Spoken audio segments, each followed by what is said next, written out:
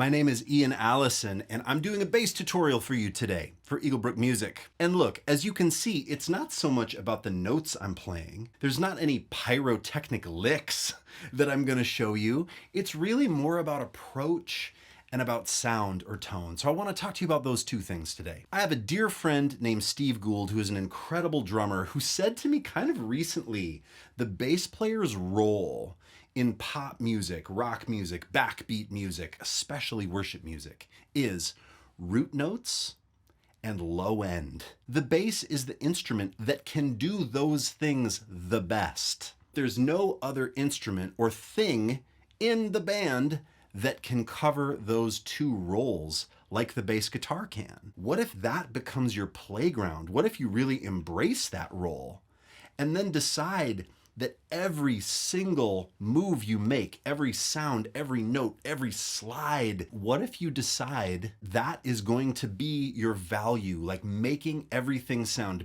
big, making the band sound good because you're playing these giant notes that fill the sanctuary or fill the record with this like huge, gritty, amazing low end? Well, I'll tell you what happens. People get really happy.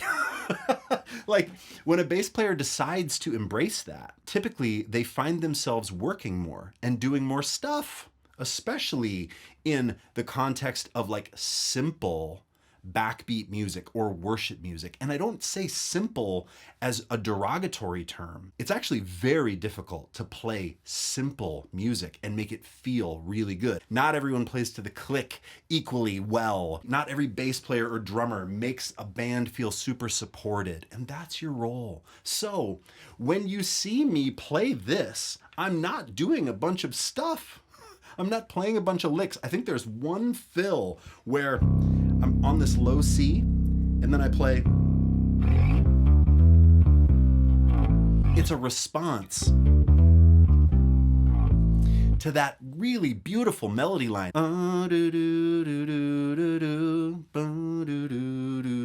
But I'm self-aware enough and I'm smart enough to know that I'm not going to do that every chorus. I'm not going to get away with it, and I don't want to. I don't want to give away that thing and have it kind of be like, oh yeah, there's that thing again.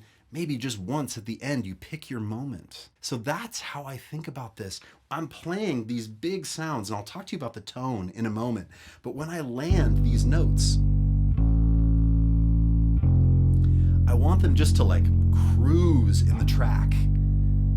And then as intensity starts to jump, maybe then I'll start playing with kick drums, but very simple rhythms, right?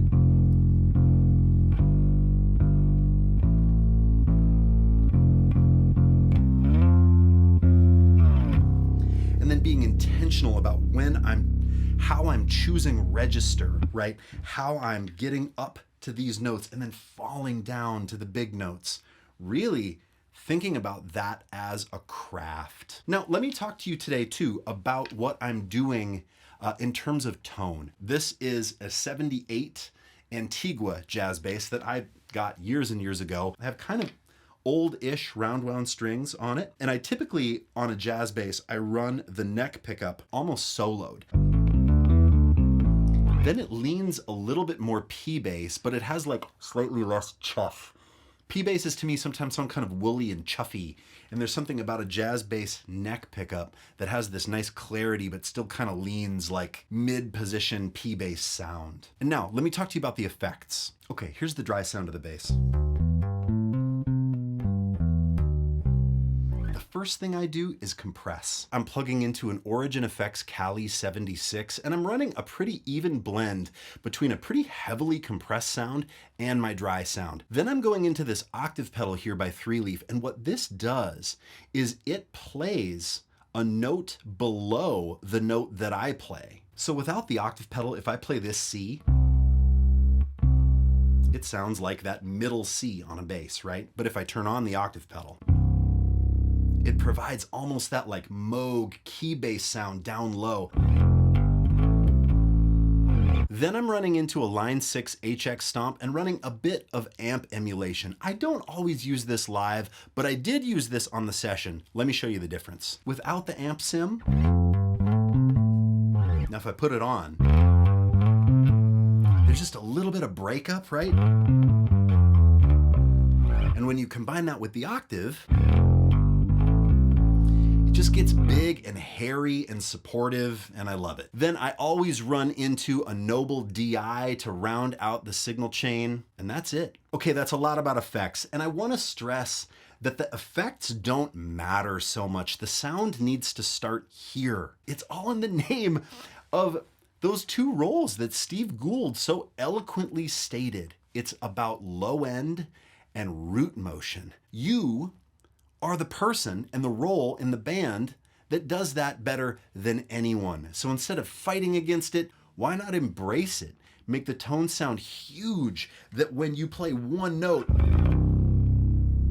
it just feels monstrous, and people in the band are like, oh, that's a huge win. Hey, so thank you so much for watching this tutorial. And listen, it's not about buying these pedals, right? Or playing it like I play it. It's about getting really comfortable with your role as a worship bass player, providing that giant low end, providing that root note motion, knowing the tunes so well that the band feels amazing and is happy that you're part of the team. I have been Ian Martin Allison. I'll see you in the next one.